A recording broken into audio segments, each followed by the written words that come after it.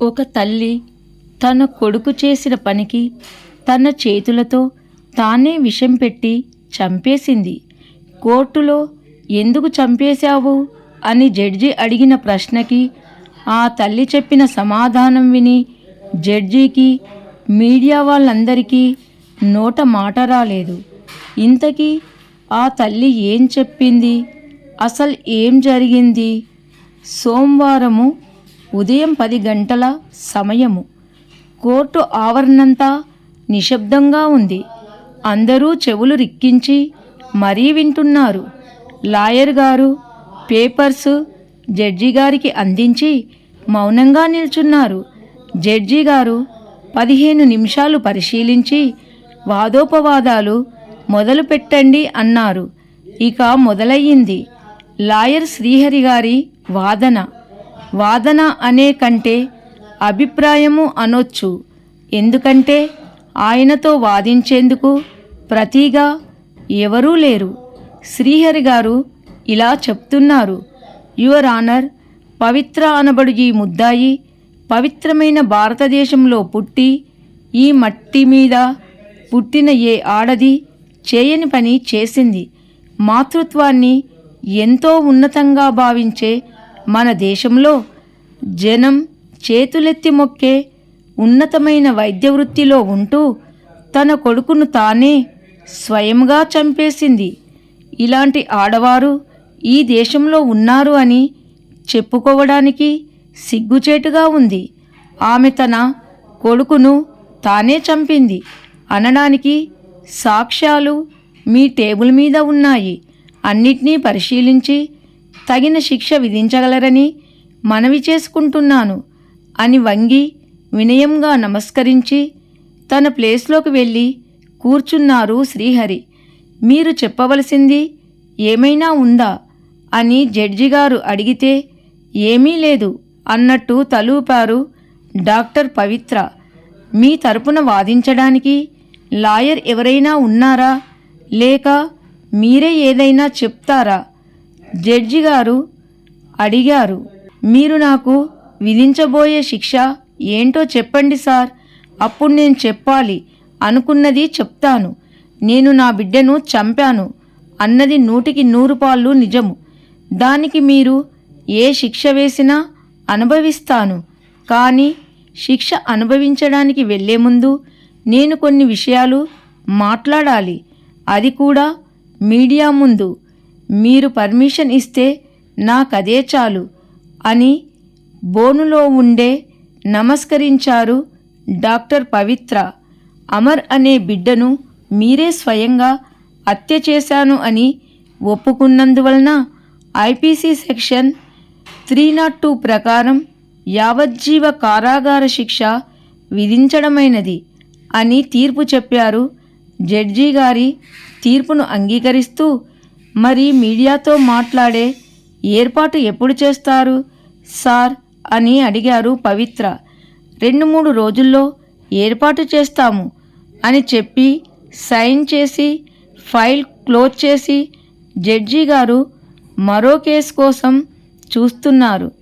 పోలీసులు doctor పవిత్రని బందోబస్తుతో jeep ఎక్కించడానికి తీసుకొని వెళ్తుంటే అప్పటికే కేసు విషయము ఆ నోటా ఈ నోటా అలా మీడియాను చేరి ఆడామగా తేడా లేకుండా జనము దుమ్మెత్తిపోస్తున్నారు.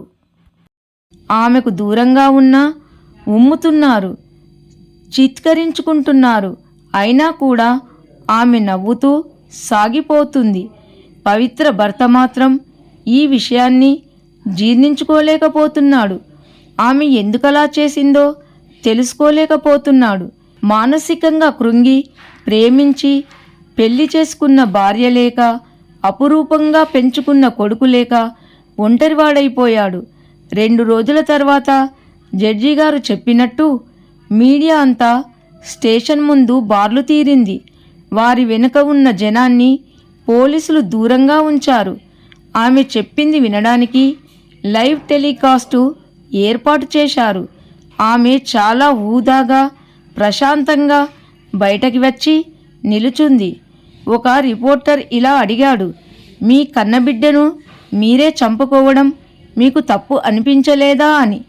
ఆమె జవాబు ఇలా చెప్పింది: బిడ్డ తప్పు చేస్తుంటే తల్లి శిక్షించడం తప్పని నేను ఎక్కడా చదవలేదు, నాకు ఎవరూ చెప్పలేదు అని ఆమె జవాబుకి మరో రిపోర్టర్ ఇలా అడిగారు: శిక్ష వేయడం అంటే చంపేయడమేనా? తల్లి మనస్సుకు ఓర్పు ఉంటుంది అంటారే, మరి మీలో ఆ క్షమాగుణము ఏమైంది అని. తప్పు క్షమించగలిగినదైతే క్షమించవచ్చు, కానీ ఆ తప్పు క్షమించరానిది అయితే వేరే ఆలోచన లేదు, చంపేయడమే అన్నారు. ఆమె బదులుగా ప్రాణాలు తీసేటంత తప్పు ఏం చేశాడని నీ బిడ్డని మీరే కనీసము తన పేగుబంధము కూడా గుర్తు లేకుండా అన్యాయంగా చంపేశారు. మీరు చేసిన పని మొత్తం స్త్రీజాతికే మచ్చ తెచ్చిపెడుతుంది అని మీకు అనిపించలేదా? అసలు అమర్ మీ సొంత బిడ్డేనా లేక అని అక్కడితో ప్రశ్నలు ఆపాడు మరో రిపోర్టర్. ఇంకా అడగవలసినవి ఏమైనా ఉన్నాయా? ఉంటే ఇప్పుడే అడిగేయండి. నేను చెప్పడం మొదలు పెడితే ఆపను, ఎవ్వరికీ ప్రశ్నించే సమయం ఉండదు అని అందరి వైపు కాసేపు చూస్తూ నిలబడింది. ఎవరు ఏమీ అడగకపోయేసరికి ఆమె మాట్లాడడం మొదలుపెట్టింది. నేనొక డాక్టర్, మాది లవ్ మ్యారేజ్. మేము పెద్దలకు ఇష్టం లేకుండా పెళ్లి చేసుకున్నాము. మాకు పెళ్ళైన 5 సంవత్సరాలకి ఒక బాబు పుట్టాడు. వాడికి అమర్ అనే పేరు పెట్టాము. మేము కోరుకున్నట్టుగానే వాడు నడక నేర్చిన దగ్గర నుండి మాతో పాటే హాస్పిటల్లోనే ఉండేవాడు. సంవత్సరం వరకు ఆయమ్మ వాడిని చూసుకుంది. నడక వచ్చాక ఇక అసలు ఉండేవాడు కాదు. చాలా చలాకీ అని అందరూ వాడిని చూసి ముచ్చటపడేవారు. వాడిని చూసి నాకు ఎంతో గర్వంగా ఉండేది. 3 ఏళ్ళు వచ్చేసరికి ప్లే స్కూల్లో వేశాము. హాస్పిటల్ ఇంప్రూవ్ అవుతూ వచ్చింది. అమర్కి క్లాస్ వర్క్స్ పెరుగుతూ వచ్చాయి. ఆయమ్మ మాత్రము ఎంతని పని కనిపెట్టుకొని ఉంటుంది. నేను వెళ్ళేసరికి ఒంటరిగా సోఫాలోనే పడుకొని ఒక్కసారి తినకుండానే నిద్రపోయేవాడు. పెద్ద దిక్కులేని ఇల్లు కదా మాది. వాడు ఒంటరిగా ఫీల్ అయ్యేవాడు. నాకేమో పేషెంట్స్ని చూసుకోవడానికి రోజంతా సరిపోతుంది. ఇక వాడి బాధ చూడలేక హాస్టల్లో చేర్పిస్తే అక్కడ ఫ్రెండ్స్తో సరదాగా ఉంటాడు అని అనిపించింది. మంచి హాస్టల్ చూసి వేశాను. అక్కడికి వెళ్ళాక అమర్ చాలా హుషారుగా ఉండేవాడు. ఎక్కడున్నా నా బిడ్డ సంతోషంగా ఉండాలని కోరుకున్నాను కాబట్టి వాడిని చూస్తే హాయిగా అనిపించేది. వాడికి నచ్చినప్పుడు వచ్చి 2 రోజులు ఉండి వాడికి నచ్చినవి తిని డబ్బు అడిగి తీసుకొని వెళ్ళేవాడు. నా బిడ్డ కదా, వాడికంటే ఏది ఎక్కువ కాదు అనుకొని డబ్బు ఇచ్చేవాళ్ళము. అలా 10th వరకు సాగింది. 10thలో పెద్దగా ర్యాంకు రాకపోయినా డబ్బు ఉంది కదా అని చదివేద్దాంలే, ఎవరూ పుట్టుకతో ప్రయోజకులు కారు కదా అనే ఉద్దేశంతో ఇంటర్మీడియట్లో జాయిన్ చేశాము. నా కొడుకు పెద్దవాడైపోయాడు అనిపించింది. అప్పుడు కానీ తల్లి కళ్ళతో అలా చూస్తే దిష్టి తగులుతుంది అని పరిశీలనగా చూసేదాన్ని కాదు. వాడికి ప్రత్యేకంగా ఒక రూము ఉండడం వలన ఫ్రెండ్స్ని ఇంటికి తీసుకొచ్చేవాడు. పోని మేము ఎలాగో వాడితో ఉండలేకపోతున్నాము అని వాడి ఆనందానికి ఎప్పుడూ అడ్డు చెప్పలేదు. ఇంటర్లో కాస్త మంచి మార్కులు వచ్చాయి. సరే అని ఆపై MA చదువుతాను నానా అంటే, మీలాగే డాక్టర్ అయ్యా మంచి పేరు తెస్తాను నానా అన్నాడు. మా వారితో చాలా సంతోషించాము. వాడు మెడిసిన్ చదవడానికి అన్ని ఏర్పాట్లు చేశాను. దూరంగా ఉండి చదువుకోవడం వలన సంవత్సరానికి ఒక్కసారి కానీ మా దగ్గరకు రావడానికి కుదరలేదు. కాదు, మేమే వాడిని చూడడానికి వెళ్ళేవాళ్ళము. అలా మధ్య మధ్యలో వస్తూ ఉన్నప్పుడు వాడు నేర్చుకున్న సబ్జెక్ట్స్ చూపెడతాను అని నా దగ్గరికి వచ్చి పేషెంట్స్ని చెక్ చేస్తూ మెడిసిన్ నాకు చెప్పేవాడు. వాడు చాలా కరెక్టుగా చెబుతున్నారు అని మర్చిపోయాను. కానీ ఒకరోజు ఒక ఆమె వచ్చి, ఏమ్మా, వ్యాపారం బాగా సాగుతుందా అని అడిగింది. ఆమె అడిగిన తీరు నాకు నచ్చక, ఏమంటున్నారండి, ఇది వ్యాపారం కాదండి, పవిత్రమైన వృత్తి అన్నాను. అప్పుడు ఆమె బాధపడుతూ ఇలా అన్నది, పేరులోనే ఉంది పవిత్రత, చేసే పనిలో లేదు అంది. నాకేం అర్థం కాలేదు, కానీ ఏదో పెద్దదే జరిగింది అని మనసుకు అనిపించడంతో ఆమెను కూర్చోబెట్టి అడిగాను, మీరేదో బాధలో ఉన్నారు, అది నా వలన అయితే మీ బాధను పోగొట్టవలసిన బాధ్యత నా మీద ఉంది. చెప్పండి, నేను ఇంతకు చేశాను, నా వలన మీకు కలిగిన బాధ ఏంటి అని అడిగాను. అప్పుడు ఆమె పిల్లల్ని కనగానే సరిపోతుంది, ఏమైందో అర్థం కాక చాలా కంగారు పడి అడిగాను, ఏమైందండి, ఎందుకని అంత మాట అంటున్నారు? ఏమైందండి, ఎందుకని అంత మాట అన్నారు? మా అబ్బాయి ఏమైనా అని ఏమి అడగాలో అర్థం కాక ఆగిపోయాను బాధగా. మీ అబ్బాయి ఏం చేస్తున్నాడు? ఎప్పుడైనా గమనిస్తున్నారా? అసలు పట్టించుకుంటున్నారా? ఈ మధ్యలో మా అమ్మాయికి ఆరోగ్యం బాగుండక మీ దగ్గరకు వస్తే ఇలా మీ సుఖాల కోసం ఆడపిల్లలను వాడుకుంటారు. పైగా వీడియోలు తీసి మరీ బెదిరిస్తారా? మీరు అసలు మనుషులేనా? ఇదేనా మీరు చేసే పని? అలాగేనా మీరు వ్యాపారాలు చేస్తున్నారు? ఈ మధ్యలో అమ్మాయికి ఆరోగ్యం బాగుండక మీ దగ్గరకు వస్తే ఇలా మీ సుఖాల కోసం ఆడపిల్లలను వాడుకుంటారా? పైగా వీడియోలు తీసి మరీ బెదిరిస్తారా? మీరు అసలు మనుషులేనా? ఇదేనా మీరు చేసే పని? ఇలాగేనా మీరు వ్యాపారాలు చేస్తున్నారు? ఇలాగేనా పెద్దవాళ్ళయ్యారు? ఇలా సంపాదించిన డబ్బుతో బ్రతుకు నిలబడతాయి అనుకుంటున్నారా? ఆడపిల్లల ఉసురు పెట్టిన జీవితాలు బాగుపడవు, నాశనమైపోతారు. మాలాంటి వాళ్ళ ఉసురు పోసుకొని సర్వనాశనమైపోతారు అంటూ ఒకటే ఏడుపు. నాకు ఆ క్షణం ఏం మాట్లాడాలో అర్థం కాలేదు. ఇన్నేళ్లుగా మంచి మాటలే తప్ప ఏ రోజు చెడు వినబడని చోట ఇన్ని శాపనార్థాలు విని నా మనసు అల్లకల్లోలమైపోయింది. వెళ్ళిపోవడానికి లేచిన ఆమె చెయ్యి పట్టుకొని ఆపి మెల్లగా అడిగాను, ఏమండి, మీరు ఎవరో నాకు తెలియదు. మీరేం మాట్లాడుతున్నారో నిజంగా నాకు అర్థం కావడం లేదు. దయచేసి మీరు చెప్పాలి అనుకునేది అర్థమయ్యేలా చెప్పరా ప్లీజ్ అని అడిగాను. అప్పుడు ఆమెకు నా కళ్ళలో నిజాయితీ కనబడిందో ఏమో కాస్త నెమ్మదిగా చెప్పడం మొదలుపెట్టారు.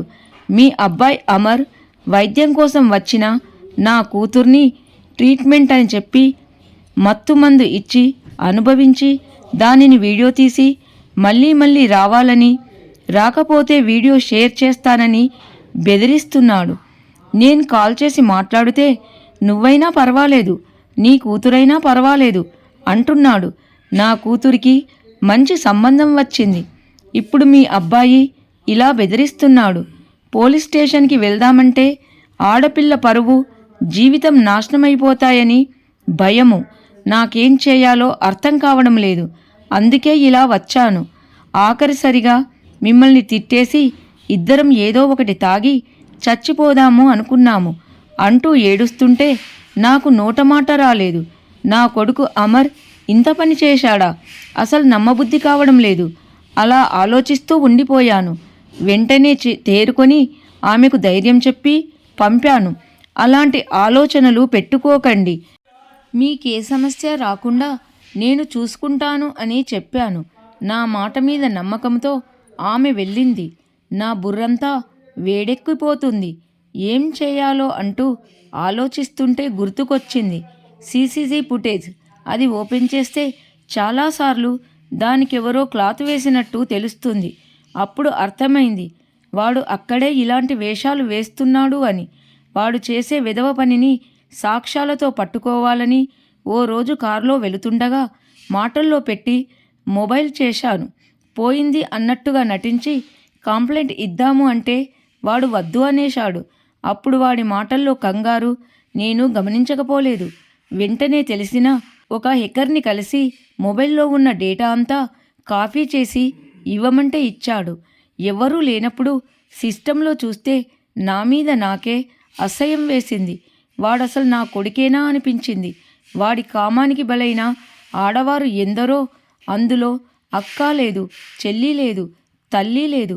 ఇక వయసుతో సంబంధం లేకుండా ఎంతమందిని వాడు శారీరకంగా ఎలా ఆడుకున్నాడో ప్రతిదీ వీడియో తీశాడు. ఆ దరిద్రాన్ని చూడలేక కళ్ళలో నీళ్లు తిరిగాయి. ఇలాంటి వాడిని నేనే కన్నానా అని చాలా అసహ్యం వేసింది. ఆ వీడియోలు చూసి రాత్రి అంతా ఏడుస్తూ కూర్చున్నాను. అయినా నా బాధ తీరలేదు. ఏం చేస్తే వీడికి సరైన శిక్ష పడుతుంది అని చాలా ఆలోచించాను. మాటలతో చెప్తే వినే ఏజివాడు కాదు, అప్పటికే దాటిపోయాడు. భయపెడదామంటే సైకోలా తయారయ్యి ఇంకా ఘోరంగా ప్రవర్తిస్తాడు అని అర్థమయ్యింది. ఇక ఇలా కాదు, వాడు నా కొడుకు కాకపోయి ఉంటే ఏం చేసేదాన్ని అని ఆలోచించాను. అప్పుడు రగిలింది నా తల్లి మనసు. ఆ క్షణం నేను అమర్ తల్లి స్థానము నుండి అవతలి ఆడపిల్ల తల్లి స్థానంలో నిలబడితే వాడిని ముక్కలు ముక్కలుగా నరికేయాలి అనిపించింది. కానీ తల్లిని కదా, అలా చేయలేను. అందుకే ఒకరోజు వాడికి తుమ్ములు వస్తే జలుబు చేసిందని ఇంజెక్షన్ ఇస్తానని వాడికి మెడిసిన్ ఏంటో తెలియకుండా స్లో పాయిజన్ ఇచ్చాను. అది వాడికి చేసేటప్పుడు నా తల్లి మనసు ఎంత తల్లడిల్లిందో నాకే తెలుసు. నవమాసాలు మోసి కనీ పెంచిన బిడ్డని ఈ చేతులతో చంపుకుంటున్నాను అంటే నా మనసు ఎంత గాయపడిందో మీకెవరికి తెలుసు? ఆ బాధ అనుభవించినా నాకే తెలుసు. ఇవాళ మీరు అంటున్నారే నువ్వసలు తల్లివేనా అని. అవును, నేను తల్లిని. కానీ అమర్ అనే ఒక కామాంధుడికి కాదు. అన్యాయం అయిపోయిన ఎంతోమంది ఆడపిల్లలకు పైకి చెప్పుకోలేక నరకమనుభవిస్తున్న ఎంతోమంది ఆడపడుచులకు ఇకపై ఇలాంటి చీడపురుగుని మోస్తూ భరించవలసిన అవసరం తప్పించిన ఈ భూమాతకు నేనే తల్లిని. నేను కన్నది ఒక బిడ్డనే. కానీ నా చేతులతో ఊపిరి పోసుకున్న బిడ్డలు ఎంతమంది? వారందరూ నా బిడ్డలే. వారిలో ఏ ఒక్కరికి నా కన్నబిడ్డ వలన అన్యాయం జరగనివ్వను. ఇకపై నా ఇంటి నుండి ఏ తప్పు జరగదు, ఏ ఆడపిల్ల బాధపడదు. అందుకే నేను ఇలా చేశాను. ఒక తల్లిగా నేను చేసింది తప్పే. కానీ ఒక ఆడదానిగా నేను చేసింది ముమ్మాటికి తప్పు కాదు అని నా మనసు చెప్తుంది. ఇంకా ఏమైనా అడగాలి అనుకుంటున్నారా అని మౌనంగా నిల్చున్నారు డాక్టర్ పవిత్ర. బిడ్డల్ని కనగానే సరిపోదు, వారిని పెంచడం కూడా రావాలి. అది నాకు రాలేదు. కనేసి వదిలేశాను. ఇంట్లో పెద్దవారు ఉండి ఉంటే ఈరోజు ఇలాంటి పరిస్థితి వచ్చేది కాదేమో. హాస్టల్కి పంపించకుండా పెద్దవాళ్ళు వాడిని చూసుకొని ఉంటే పద్ధతిగా పెరిగేవాడేమో. అందరి భయం అభిమానం ఉండి ఒంటరితనం లేకుండా కుటుంబం బంధాలు విలువలు తెలిసేదేమో. అందరూ ఉంటే వాడి ప్రతి కదలిక గమనిస్తూ వాడిని మంచి దారిలో నడిపించేవారేమో. మొట్టమొదట నేను చేసిన తప్పు వలన ఇన్ని నష్టాలు జరిగి ఇంతమంది జీవితాలు నాశనమయ్యేలా చేశాయి. ప్రేమ పేరుతో పెద్దలను, సంపాదన పేరుతో పిల్లలను, పేరు ప్రతిష్టల పేరుతో జీవితాన్ని నిర్లక్ష్యం చేసి చివరకు మేము సాధించింది ఏమిటి అని చూసే ఏమీ లేదు. అందుకే నేను చేసిన తప్పు జీవితాన్ని నిర్లక్ష్యం చేసి చివరకు మేము సాధించింది ఏమిటి అని చూస్తే ఏమీ లేదు. అందుకే నేను చేసిన తప్పుకు ఒప్పుకొని శిక్ష వేసుకున్నాను. నా బిడ్డను నేను చంపుకోవడం కంటే ఈ జైలు శిక్ష నాకేం పెద్దదిగా అనిపించడం లేదు. మేము చేసిన తప్పులు ఎవరూ చెయ్యకండి. ఎవరి జీవితాలతో ఆడుకోకండి. మీ జీవితాలను నాశనం చేసుకోకండి. చివరిగా ఒక మాట, మగాడు మృగంగా మారితే ఆడదే కాదు, చివరికి అమ్మాయైనా అపర కాలిలా మారి వాడి అంతు చూస్తుంది. ఇది తెలుసుకోండి అని చెప్పేసి కళ్ళు తుడుచుకుంటూ లోనికి వెళ్ళిపోయింది. అంతా చూస్తున్న జనము నోట మాట రాలేదు. నీతి అన్యాయం జరిగితే పరాయి మగవాడినే కాదు, తన బిడ్డనైనా కూడా శిక్షించి తీరుతుంది ఆదిశక్తి రూపమైన ఆడది. ఈ వీడియో కనుక మీకు నచ్చినట్లయితే లైక్ చేయండి, షేర్ చేయండి, సబ్స్క్రైబ్ చేయండి. అందరికీ ధన్యవాదములు.